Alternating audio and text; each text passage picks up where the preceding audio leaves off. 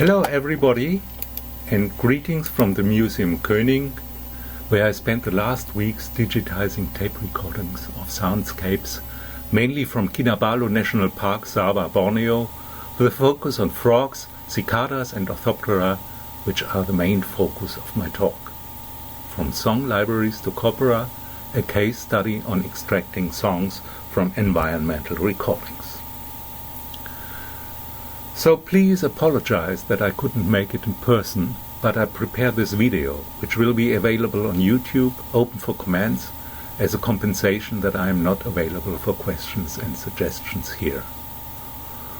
Also, you find links and comments in the comment section of the YouTube video, and of course you're welcomed to add your own comments and suggestions, because you will see that what I propose here is sort of open-ended.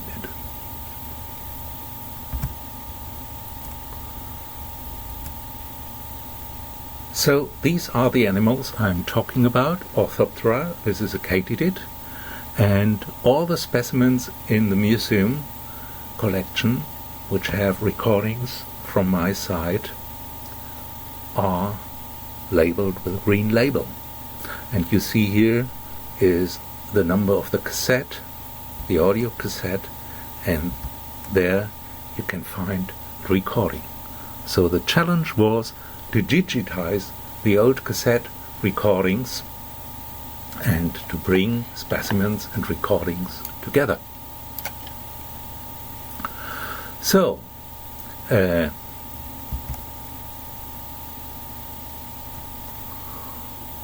these are the specimens, for example crickets in this case from South America, and these are the typical cricket songs, usually at a pure carrier frequency with a certain pulse rate and a definite frequency.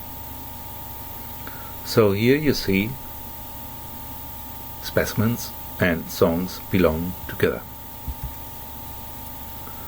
Later on, once we have made this connection, we can upload the files to the OrthopteraSpeciesFile, which has the big advantage of using the latest taxonomy of Orthoptera, which of course is in change, and there are a lot of species to be described.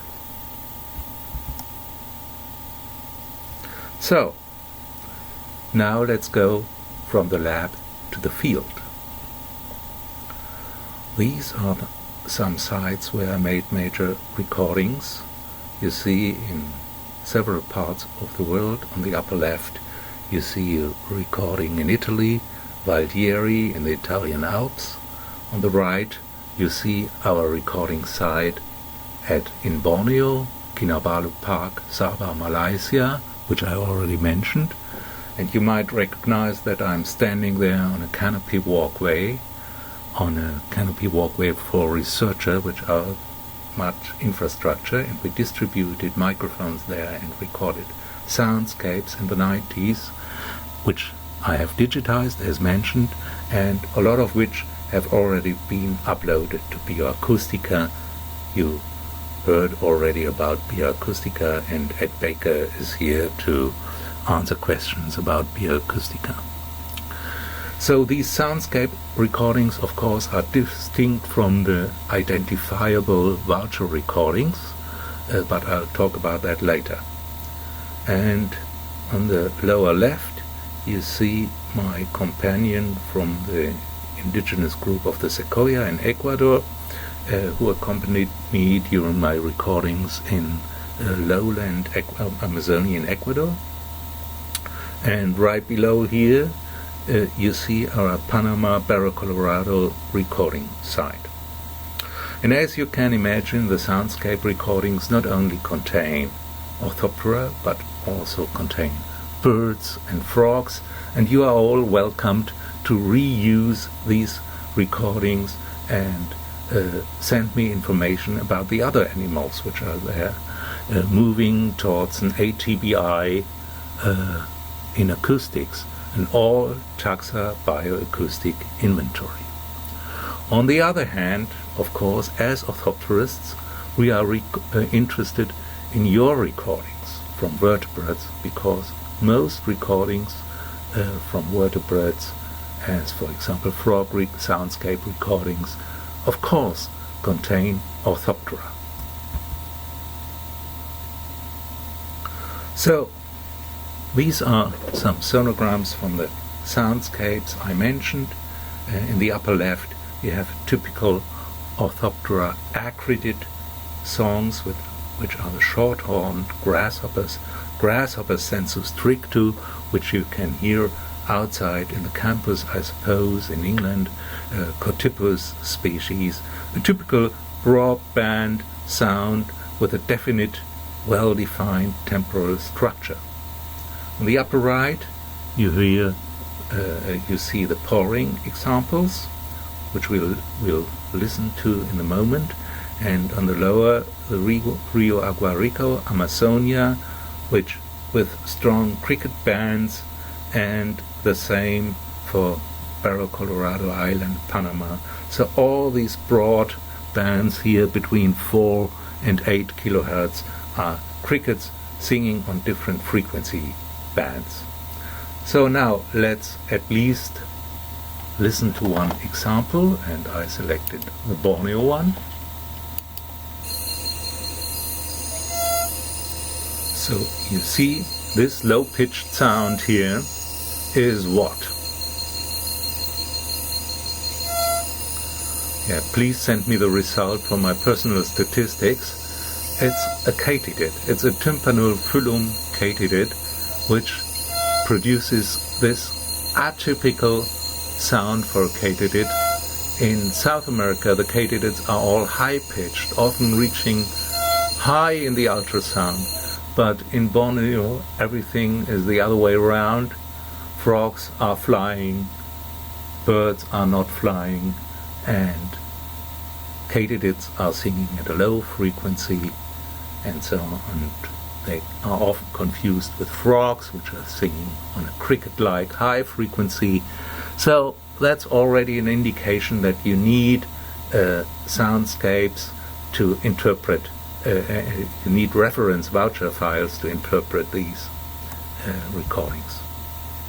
So let's go to the extraction of snippets and filtering. So this is a Panama recording, and you see the distinct cricket bands, every species singing on its own carrier frequency, like an FM radio pool in a big city with 20 FM stations. And now let's filter and go to the 6 kilohertz station and extract a poor frequency singing cricket song simply by applying a filter. Very easy. Then you get a clear signal. Here the temporal domain, the oscillogram of the chirp, and the chirp is made out of pulses, and the pulses are repeated in a characteristic frequency.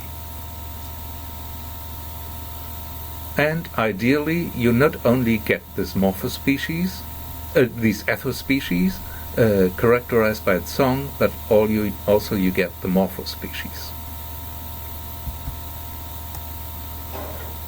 Now, we have a lot of cricket songs in our database, and what we did then is trying to do an automatic annotation. That means you don't need neural networks to do that. You only need the first steps like filtering, segmentation, and feature extraction. These signal characteristics, which I already mentioned, you extract them and you write them back into the database, and you get an annotated table with simple parameters. So the Orthoptera song repository of the DORSA project was used to annotate all 5,000 sound files automatically with sound parameters.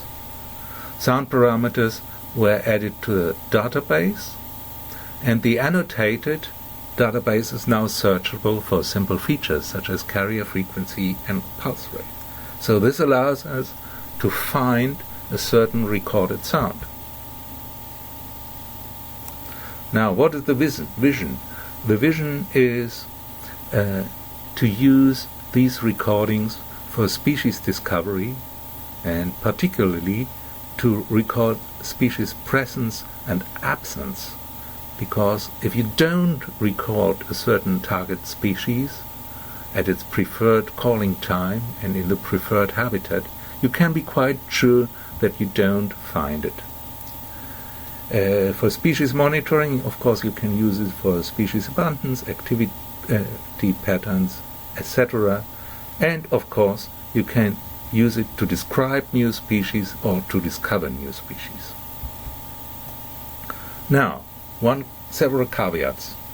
Soundscapes for Orthoptera are distinct from most our recordings, which are restricted to the audible range. In contrast, Orthoptera have their ears in the front legs for the crickets and in the abdomen for the acridids, and they cover a much broader range.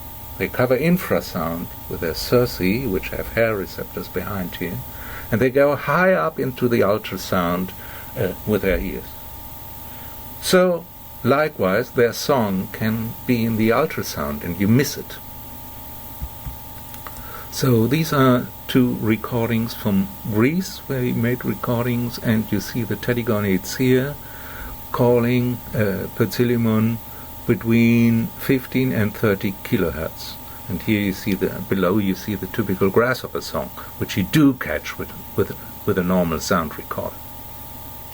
So you only get a certain fraction of these songs, which might be enough, but not necessarily is enough to detect the species. And here you see in bold those species which have high frequency components, and you see the Racoclase verneri you probably won't catch with a normal recorder. So, the second caveat is the low number of species covered in our databases. You see, Europe is quite well covered with 30% of the known species with audio recordings, but the other areas are really not covered at all practically. So if you evaluate the Orthoptera with audio recordings in the Tierstimmenmorphologie, Bioacoustica, Macaulay, and other sources queried via GBIF, e.g. iNaturalist and other observation databases, then you find out that only less than 20% of Orthoptera species have sound recordings at all. So the challenges are huge. There's a huge potential for Orthoptera monitoring and species discovery by reusing recordings from numerous Soundscapes projects. So this is big data. But there's also a big data gap due to incomplete sound libraries. Orthoptera reference recordings only for less than 20%.